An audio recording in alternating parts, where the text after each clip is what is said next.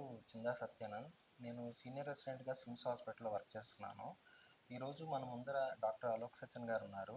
ఆయన ఎండోక్రాలజీ డిపార్ట్మెంట్‌లో professor and హెచ్ఓడిగా work చేస్తున్నారు. ఈరోజు మనకి 25 మేన థైరాయిడ్ వరల్డ్ డే సందర్భంగా కొన్ని విషయాలు థైరాయిడ్ గురించి సార్ మనతో పంచుకుంటానికి ఉన్నారు. నమస్కారం సార్. సార్, థైరాయిడ్‌లో తీసుకోవాల్సిన హైపోథైరాయిడిజంలో తీసుకోవాల్సిన డైట్ యొక్క జాగ్రత్తలు ఏముంటాయి సార్? నమస్తే. నేను అందరికీ డాక్టర్ అలోక్ సచాన్. థైరాయిడ్కి లక్షణాలు స్టార్టింగ్ అయ్యేప్పుడు, థైరాయిడ్కి ప్రాబ్లం స్టార్ట్ అయ్యేప్పుడు కొంతమందికి డైట్ మార్చేసే అది పూర్తిగానే అయోడైజ్ సాల్ట్కి పోతే మళ్ళీ కొన్ని వెజిటేబుల్స్లో సైనైడ్స్ ఉన్నాయి. సో అవి ఉంటే దీంతో కొంతమందికి ప్రాబ్లం అవుతుంది. సో వెజిటేబుల్స్లో అంటే క్యాబేజ్లు, తర్వాత టపియోకా, దీంతో కొంతమందికి థైరాయిడ్ ప్రాబ్లం పెరుగుతాయి. అదే కానీ దీనికి ఎఫెక్ట్ మైనర్ ఉంది. స్టార్టింగ్లో మాత్రమే దీనికి ఎఫెక్ట్ వస్తుంది. థైరాయిడ్ ప్రాబ్లం ఒకసారి స్టార్ట్ అయిన తర్వాత, థైరాయిడ్కి మెడిసిన్స్ స్టార్ట్ అయ్యే తర్వాత థైరాయిడ్ గ్లాండ్ మీద ఎఫెక్ట్ ఏం లేదు. సో వేరే ఏమైనా మెడిసిన్స్ వేసుకుంటే, డైట్లో ఏమైనా చేంజ్ చేస్తే కూడా ట్రీట్మెంట్ మీద ఏం ఎఫెక్ట్ రాదు.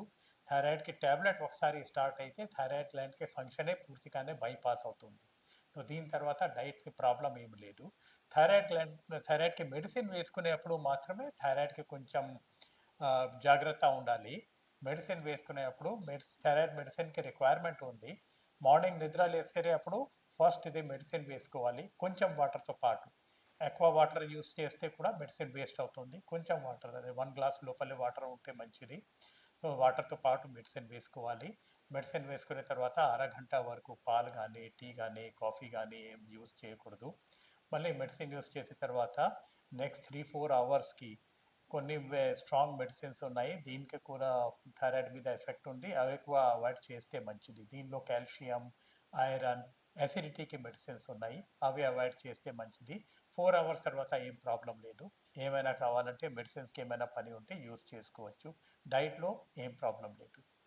సార్, అదేవిధంగా హైపర్ థైరాయిడిజంలో కూడా ఎలాంటి ఆహారాలు జాగ్రత్తలు తీసుకోవాలి సార్? హైపర్ థైరాయిడిజంలో ఇవి ప్రాబ్లమ్స్ తక్కువ ఉన్నాయి. హైపర్ థైరాయిడిజంలో అది కొంచెం మైనర్ ప్రాబ్లం ఉంది. కొంతమంది కొన్ని ఐలాండ్స్లో సీ వీడ్కి యూజ్ ఉంది. సో అది ఇండియాలో కూడా కొంతమంది జపనీస్ ఫుడ్ తింటారు. దీనిలో చాలా సీ వీడ్ యూజ్ చేస్తారు. సో అదే సీ వీడ్కి యూజ్ ఎక్కువ ఉంటే మాత్రమే ప్రాబ్లం అవుతుంది. హైపర్ థైరాయిడిజంలో అదర్వైజ్ డైట్కి పెద్ద ప్రాబ్లం ఏం లేదు. హైపర్ థైరాయిడిజంలో మెడిసిన్తో పాటు కూడా దీనికి డైట్కి ఇంటరాక్షన్ చాలా తక్కువ, పెద్ద ప్రాబ్లం ఏం లేదు. కానీ కొంతమందికి అదే సీ ఫుడ్ యూస్ చేసేటప్పుడు ఒక్కొక్కసారి ప్రాబ్లంకి అవకాశం ఉంది. కొంతమందికి వేరే మెడిసిన్ వల్ల ఒకసారి స్కిన్లో ఏమైనా ప్రాబ్లం ఉంటే అయోడిన్ ఆయింట్మెంట్ యూస్ చేస్తే ఆ టైం దీంతో ప్రాబ్లం వస్తుంది. అదర్వైజ్ మేజర్ ప్రాబ్లం ఏం రాదు. సార్, అదేవిధంగా థైరాయిడ్ డిసీజెస్లో తీసుకోవాల్సిన ఆహారంలో అపోహలు ఉన్నాయి సార్ కొంతమందికి. అది ఎంతవరకు కరెక్ట్ అంటారు సార్? థైరాయిడ్ ప్రాబ్లమ్స్లో కొన్ని ఐటమ్స్లో చెప్పాను, హైపోథైరాయిడిజంలో కొన్ని ఐటమ్స్లో ప్రాబ్లం ఉంది. సో అవే ఐటమ్స్ ప్రాబ్లమ్తో స్టార్టింగ్లో హైపోథైరాయిడిజంకి స్టార్టింగ్ స్టేజ్ ఉంది. కొంతమందికి ప్రాబ్లం వస్తుంది. కొంతమందికి థైరాయిడ్లో స్వెల్లింగ్ స్టార్ట్ అయ్యేప్పుడు క్యాబేజ్, తర్వాత టెపియోకా, కసావా ఇది కొంచెం రెడ్యూస్ చేస్తే కొంతమందికి కొంచెం బెనిఫిట్ వస్తుంది. పెద్ద డిఫరెన్స్ ఏం రాదు. మళ్ళీ ఫుల్ థైరాయిడ్ ప్రాబ్లం వచ్చిన తర్వాత దీనికి రోల్ ఏం లేదు. సో అట్లే అదే డైట్లో కూడా జాపనీస్ ఫుడ్తో, సీ ఫుడ్తో కొంతమందికి ప్రాబ్లం అవుతుంది. సో అదర్వైజ్ థైరాయిడ్లో ఒకసారి పూర్తిగానే ప్రాబ్లం స్టార్ట్ అయిన తర్వాత మెడిసిన్స్కి రోల్ మేజర్ ఉంది. డైట్కి రోల్ చాలా తక్కువ ఉంది. Thank you. ఈరోజు మన ముందర G Gayatri madam, associate professor గారు ఉన్నారు. కొన్ని విషయాలు థైరాయిడ్ గురించి వారు మనతో పంచుకుంటారు. నమస్కారం మేడం. ఓం నమో వెంకటేశ. నమస్కారం మ్యామ్, ఈ మధ్యకాలంలో చిన్నవాళ్ళలో ఎక్కువ థైరాయిడ్ సమస్యలు వస్తున్నాయి కదా మేడం. వాళ్ళు ఎలాంటి ఇబ్బందులతో మన దగ్గరికి వస్తారు? వాళ్ళకి మేనేజ్మెంట్ మనం ఎలా చేస్తాం మ్యామ్? పిల్లల్లో బేసిక్గా వాళ్ళ హెల్త్, ఓవరాల్ హెల్త్ది వాళ్ళ ఇండికేటర్ వాళ్ళ హైట్ అనమాట. సో థైరాయిడ్ సమస్య అయినా, ఆ రకంగా పిల్లలకి ఎటువంటి సమస్య అయినా బేసిక్గా వాళ్ళ హైట్ అనేది మనకి ఉన్న నేషనల్ గైడ్లైన్స్ ప్రకారం కూడా ప్రతి సంవత్సరం మానిటర్ చేయాలి. సో హైట్ వాళ్ళతో పాటు ఎదిగే పిల్లలు వేరే వాళ్ళకంటే కొంచెం తక్కువగా ఉండిపోతే వాళ్ళ వాళ్ళకి రకరకాల టెస్ట్ చేయించేది ఉంటుంది. అందులో థైరాయిడ్ సమస్య ఒకటి. అట్లానే పెద్ద మనిషి అవ్వటం కూడా కరెక్ట్ ఏజ్‌లో కాకపోతే అంటే ఆహ్, ఆడపిల్లలైతే 13 సంవత్సరాలకి అన్ని లక్షణాలు వచ్చేయాలి. మగపిల్లలైతే 14 సంవత్సరాలకి స్టార్ట్ అయిపోవాలి. అట్లాంటివి లక్షణాలు టైంకి స్టార్ట్ అవ్వట్లేదు లేదా వాళ్ళ ఫ్రెండ్స్‌తో వాళ్ళ క్లాస్‌లో మిగిలిన వాళ్ళతో పాటు స్టార్ట్ అవ్వట్లేదంటే ఒకసారి టెస్ట్ చేసేది ఉంటుంది. వేరే సమస్యలనేది వేరే రకాల లక్షణాలు కొద్ది వరకు తక్కువగా మేనిఫెస్ట్ అవుతాయి. అంటే కొన్నిసార్లు ఇప్పుడు హైపోథైరాయిడిజం ఉందనుకోండి, ఇట్లా హైట్ తక్కువగా ఉంటారు. హైపర్ థైరాయిడిజం ఉందంటే హైట్ కొంచెం ఫాస్ట్‌గా పెరగొచ్చు. కాకపోతే మనం అది చూసి ఫాస్ట్‌గానే కదా పెరుగుతున్నారు, తప్పేం కాదని అనుకోకూడదు. ఎందుకంటే ఫాస్ట్‌గా పెరిగిపోతే కావాల్సినన్ని సంవత్సరాలు వాళ్ళు పెరగకపోవచ్చు. త్వరగా వాళ్ళ బోన్ అనేది ఫ్యూజ్ అయిపోతది. అందుకని సంవత్సరానికి ఎంత పెరగాలో అంతే పెరగాలి. ఇది ఎంత పెరగాలి అనేది ఆ ప్లేస్‌ని బట్టి వాళ్ళ అమ్మా, నాన్న హైట్‌ని బట్టి ఉంటది కాబట్టి వాళ్ళు ఒక ఎండోక్రైనాలజిస్ట్‌ని కన్సల్ట్ అవ్వాలి ఒకవేళ ఎదుగుదలలో ఏదైనా తేడా ఉంటే. అట్లానే థైరాయిడ్ సమస్యలు ఏ వయసులో అయినా ఇన్ జనరల్ వాళ్ళకి మలబద్ధకం గాని, మోషన్స్ అవ్వటం గాని, ఆకలి ఎక్కువ తక్కువ ఉండటం, లేదా చలి గాని, వేడి గాని తట్టుకోలేకపోవటం, లేదా వాళ్ళ కాన్సంట్రేషన్‌లో ఏదైనా తేడా ఉంది, వాళ్ళ స్కూల్‌లో వాళ్ళ మార్క్స్‌లో ఏమైనా తేడా వచ్చింది ఈ సంవత్సరం అన్నట్టు అనుకుంటే, వాళ్ళని ఒకసారి థైరాయిడ్ టెస్ట్ చేయించితే, ఒక ఎండోక్రైనాలజిస్ట్‌ని కన్సల్ట్ చేస్తే మరి మంచిది. Okay ma'am. మ్యామ్ అదేవిధంగా పెద్దవాళ్ళలో కూడా థైరాయిడ్ సమస్యలు వస్తాయి కదా మ్యామ్. అది మనం ఎలా మేనేజ్ చేస్తాం మ్యామ్ ఇక్కడ?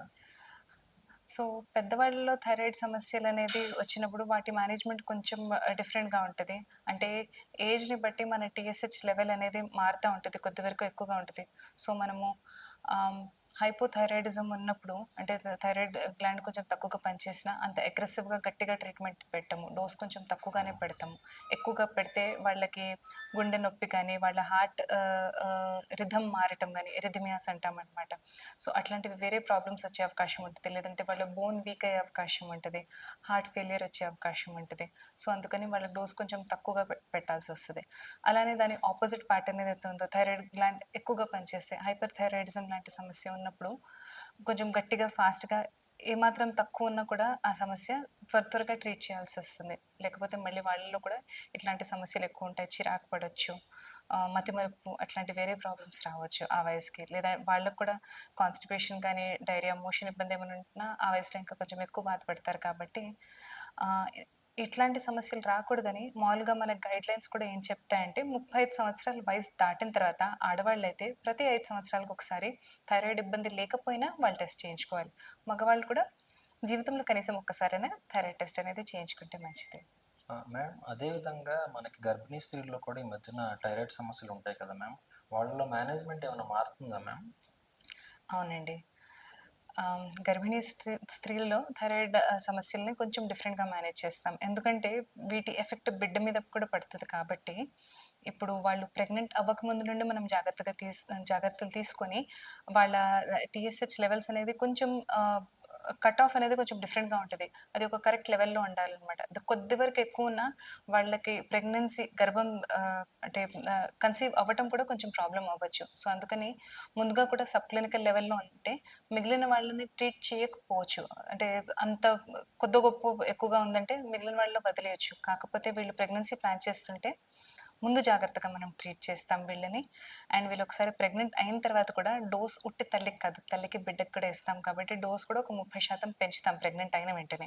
సో, ఎవరైనా ప్రెగ్నెన్సీ ప్లాన్ చేస్తుంటే, ప్రెగ్నెంట్ అవ్వటంలో ఇబ్బందవుతుంటే ఖచ్చితంగా ఒక థైరాయిడ్ టెస్ట్ అనేది చేయించుకోవాలి. ఒకసారి చేయించుకున్న తర్వాత ఒకవేళ వాళ్ళు ట్రీట్మెంట్ ఏదైనా వాడుతున్నారంటే ప్రెగ్నెంట్ అయిన వెంటనే డోస్ మార్చేది ఉంటది కాబట్టి ఒక ఎండోక్రైనాలజిస్ట్‌ని కన్సల్ట్ చేసి డోస్ మార్చుకోవాలి. కరెక్ట్‌గా మానిటర్ కూడా చేసుకోవాలి.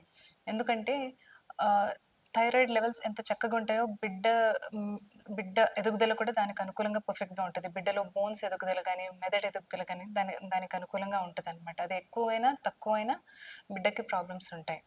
సో, అలానే హైపర్ థైరాయిడిజం లాంటి లక్షణాలు అనిపిస్తాయి. థైరాయిడ్ గ్లాండ్ ఎక్కువ పనిచేసి లెవెల్స్ కొంచెం ఎక్కువగా అనిపిచ్చొచ్చు. కాకపోతే మనకి ప్రెగ్నెన్సీలో మార్నింగ్ సిక్‌నెస్ అంటాం. అంటే మొదటి 2, 3 నెలల్లో కొంచెం వాంతులది అవుతా ఉంటాయి. అలా ఉన్నప్పుడు రిపోర్ట్ కొద్ది వరకు తేడాగా రావచ్చు. కొంచెం థైరాయిడ్ ఉత్పత్తి ఎక్కువ అవుతుందన్నట్టు అనిపిచ్చొచ్చు. కాకపోతే మన బాడీ కూడా బిడ్డ కోసమని కొంచెం ఎక్కువగానే థైరాయిడ్ గ్లాండ్‌ని పనిచేయిస్తా ఉంటది.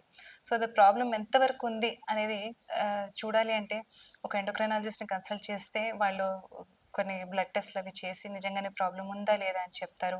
అండ్ ఒకవేళ హైపర్ థైరాయిడిజం లాంటి సమస్య ఉంటే మనం వాడే మాత్రలు కూడా మారిపోతాయన్నమాట. ప్రెగ్నెంట్ ఉన్న వాళ్ళకి వేరే రకమైన మాత్రలు వాడాల్సొస్తది. మొదటి 3 నెలల్లో వేరే రకాలు వాడాల్సొస్తది. అలానే వాళ్ళు చేయాల్సిన రక్త పరీక్షలు కూడా కొంచెం కాస్ట్‌లీగా వేరే రకమైన టెస్ట్‌లుంటాయన్నమాట.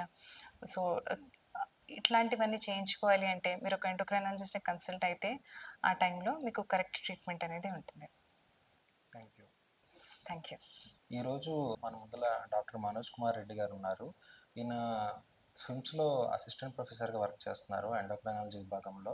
ఈరోజు థైరాయిడ్ గురించి కొన్ని విషయాలు ఆయన మనతో పంచుకుంటారు. నమస్కారం. సార్, థైరాయిడ్, హైపోథైరాయిడిజం కారణాలు ఏమైనా చెప్పగలరా సార్ మాకు? సో హైపోథైరాయిడిజం ఒకప్పుడు జనరల్గా ఐరన్ డెఫిషియన్సీ వల్ల వచ్చే మాదిరిగా ఉండేది. సో కానీ ఇప్పుడు గవర్నమెంట్ పరంగా ఐడైజ్డ్ సాల్ట్ సప్లిమెంటేషన్ ఉంది కాబట్టి సో ఇప్పుడు ఐరన్ డెఫిషియన్సీ వల్ల వచ్చే హైపోథైరాయిడిజం కాజెస్ చాలా తక్కువయ్యాయి. ఇప్పుడు ప్రధాన కాజ్ ఏంటంటే ఆటో ఇమ్యూన్ డిసీజెస్ వల్ల హైపోథైరాయిడిజం ఎక్కువగా కనిపిస్తూ ఉంది. దీంట్లో ఒకరి రోగనిరోధక శక్తి థైరాయిడ్ గ్లాండ్కి అగెనిస్ట్గా పనిచేయడం స్టార్ట్ కావడం వల్ల థైరాయిడ్ గ్లాండ్ ఆటోమేటిక్గా డ్యామేజ్ కావడం స్టార్ట్ అవుతూ పోతూ ఉంటుంది. సో హార్మోన్ లెవెల్స్ పడిపోవడం స్టార్ట్ అవుతూ ఉంటాయి. సో వీళ్ళని మనం కనిపెట్టడానికి యాంటీ టీపీఓ యాంటీబాడీ అనే టెస్ట్ కూడా మనం చేయొచ్చు. So anti TPO antibody and anti TG antibodies అనే టెస్ట్లు పాజిటివ్గా వస్తే సో వాళ్ళకి ఆటో ఇమ్యూన్ డైరెక్టెడ్ డ్యామేజ్ జరుగుతుందని అర్థం చేసుకోవచ్చు. సో ఇప్పుడు ప్రధాన సమస్య హైపోథైరాయిడిజంకి ఈ కాలంలో మనం ఆటో ఇమ్యూన్ డిసీజెస్గా గమనించవచ్చు. ఎక్కువగా అమ్మాయిల్లో కనిపిస్తూ ఉంటుంది. సార్, అదేవిధంగా హైపర్ థైరాయిడిజం కారణాలు కూడా కొన్ని తెలుపగలరా సార్? సో ఇంతకుముందు మనం చెప్పుకున్నట్టే హైపర్ థైరాయిడిజం కూడా చాలా వరకు ఆటో ఇమ్యూన్ డిసీజ్గానే పరిగణించవచ్చు. సో వీటిలో యాంటీబాడీస్ మాత్రం మారుతాయి. దీంట్లో యాంటీబాడీని టీఎస్హెచ్ రిసెప్టార్ యాంటీబాడీ అని పిలుస్తారు. సో ఆ టీఎస్హెచ్ రిసెప్టార్ యాంటీబాడీ టీఎస్హెచ్ ప్రమేయం లేకుండానే థైరాయిడ్ గ్లాండ్ని స్టిమ్యులేట్ చేయడం వల్ల థైరాయిడ్ గ్లాండ్ నుంచి ఎక్కువగా హార్మోన్స్ ఉత్పత్తి అయ్యే పరిస్థితి వస్తుంది. సో రేర్గా ఇంకొన్ని కండిషన్స్లో కూడా థైరాయిడ్ హార్మోన్లు ఎక్కువయ్యే ఛాన్స్ ఉంటుంది. అలాంటి అంటే ఒక వైరస్ ఇన్ఫెక్షన్ వచ్చిన 2 to 3 వీక్స్ తర్వాత థైరాయిడ్ గ్లాండ్ డ్యామేజ్ అయ్యి థైరాయిడ్ హార్మోన్స్ రక్తంలోకి స్రవించడం వల్ల హైపర్ థైరాయిడిజం రావచ్చు. ఇంకొకసారి ప్రెగ్నెన్సీలో మొదటి ట్రైమిస్టర్లో అంటే మొదటి 3 నెలల్లో హెచ్సిజీ అనే హార్మోన్ ఎక్కువగా కావడం వల్ల కూడా ఆ హెచ్సిజీ హార్మోన్ టీఎస్హెచ్ హార్మోన్ లాగా పనిచేయడం వల్ల కూడా హార్మోన్స్ కొంచెం T3 T4 ఎక్కువగా ఉత్పత్తి అయ్యే ప్రమాదం ఉంటుంది.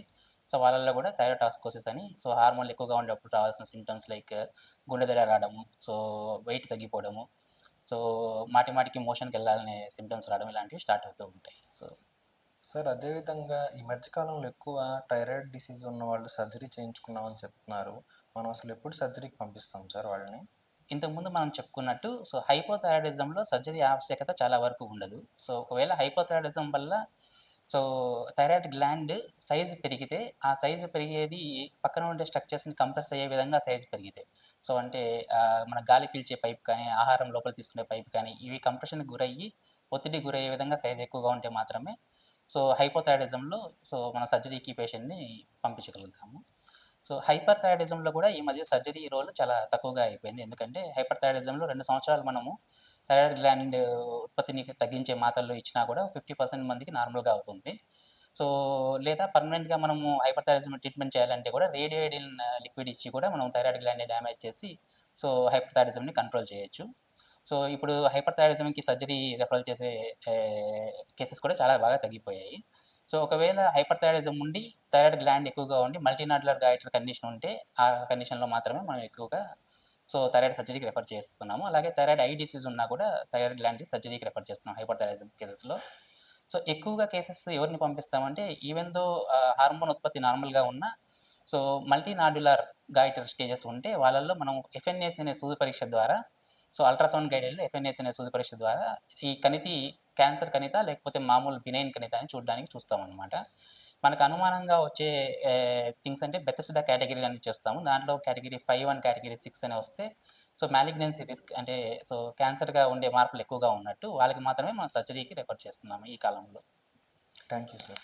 నమస్కారం. ఓం నమో వెంకటేశాయ. ప్రపంచ థైరాయిడ్ దినోత్సవ సందర్భంగా Shri Venkateswara institute of medical sciences నిర్వహిస్తున్నటువంటి అవగాహన కార్యక్రమానికి స్వాగతం. మొట్టమొదటగా ఈ చక్కని అవగాహన కార్యక్రమాన్ని ఏర్పాటు చేసిన డీన్ శ్రీ అలోక్ సచన్ గారికి, డాక్టర్ గాయత్రి మరియు వారి బృందానికి హృదయపూర్వక శుభాకాంక్షలు తెలియజేస్తూ ఉన్నాం. థైరాయిడ్ అనగానే మనము థైరాయిడ్ తక్కువైన పరిస్థితుల్లో థైరాయిడ్ టాబ్లెట్లు వాడడము, థైరాయిడ్ బాగా పెరిగింది అన్న సందర్భంలో థైరాయిడ్ యొక్క ఆపరేషన్లు అది చేయటము, అలాగే రకరకాల థైరాయిడ్ క్యాన్సర్లకు కూడా ట్రీట్మెంట్ తీసుకోవటము అనేది మనము ప్రజలందరికీ కూడా బాగా తెలిసిన విషయం. అయితే ఈ థైరాయిడ్ అనేది ఇలా తీవ్రమైన వ్యాధుల రూపంలోనే కాకుండా జనసామాన్యంలో అనేక రకాలుగా మన ఆరోగ్యాన్ని నియంత్రిస్తుంది అనేటువంటి అవగాహన తెలియజేయడం కోసం ఈ కార్యక్రమం ఏర్పాటు చేస్తూ ఉన్నాం. ముఖ్యంగా చిన్న వయసులో ఉన్న ఆడపిల్లల్లో వాళ్ళ యొక్క ఋతుక్రమం సరిగ్గా ఉండటానికి, అలాగే వారి యొక్క సంతానోత్పత్తి సరిగ్గా జరగడానికి కూడా థైరాయిడ్ ఎంతో ఉపయోగపడుతుంది. అలాగే గర్భిణీ స్త్రీలలో గర్భం పూర్తిగా కొనసాగడానికి, అంతేకాకుండా గర్భస్థ శిశువు సరిగ్గా పెరగడానికి కూడా ఈ థైరాయిడ్ హార్మోన్ అనేది ఎంతో ఉపయోగపడుతుంది. ఈ రెండు విషయాలే కాకుండా ఇప్పుడు మన దేశంలో చాలామంది 70 తర్వాత జీవిస్తూ ఉన్నారు. అలా వృద్ధాప్యంలోకి వచ్చాక కండరాల యొక్క పటుత్వం కూడా ఈ థైరాయిడ్ హార్మోన్ మీద ఎంతో ఆధారపడి ఉంటుంది. అయితే ఈ థైరాయిడ్ హార్మోన్ మనం యొక్క ఆహారపు అలవాట్ల మీద కూడా చాలా ఆధారపడి ఉంటుంది. మరీ ముఖ్యంగా మనందరికీ తెలుసు, అయోడిన్ కలిపినటువంటి ఉప్పును తిన్నట్లయితే థైరాయిడ్ ప్రాబ్లమ్స్ చాలా వరకు తగ్గుతాయి. కేవలం అయోడిన్ కలిసిన ఉప్పే కాకుండా ఐరన్ అంటే ఇనుము తాలూకా ఇది కానీ, అలాగే సెలీనియం అనేటువంటి మరొక సూక్ష్మ పోషకం కూడా ఈ థైరాయిడ్ యొక్క పనిలో ఎంతో అవసరమవుతుంది. ఇవన్నీ కూడా మనకు తాజాగా ఉండే కూరగాయలు వాటిల్లో మనకు లభిస్తాయి. అందువల్ల ఈ అయోడిన్ ఉన్నటువంటివి, అలాగే ఈ ఐరన్ ఉన్నటువంటివి, సెలీనియం ఉన్నటువంటి పోషకాలను జాగ్రత్తగా ఎంచుకొని ఆహారంలో స్వీకరించినట్లయితే చాలా వరకు థైరాయిడ్ ప్రాబ్లమ్స్, మరీ ముఖ్యంగా ఆడపిల్లల్లో, అలాగే గర్భిణీ స్త్రీలలో, అలాగే వృద్ధాప్యంలో వచ్చి ఈ కండరాల యొక్క పటుత్వం తగ్గినటువంటి వృద్ధుల్లో కూడా ఇది ఎంతో ఉపయోగపడుతుంది.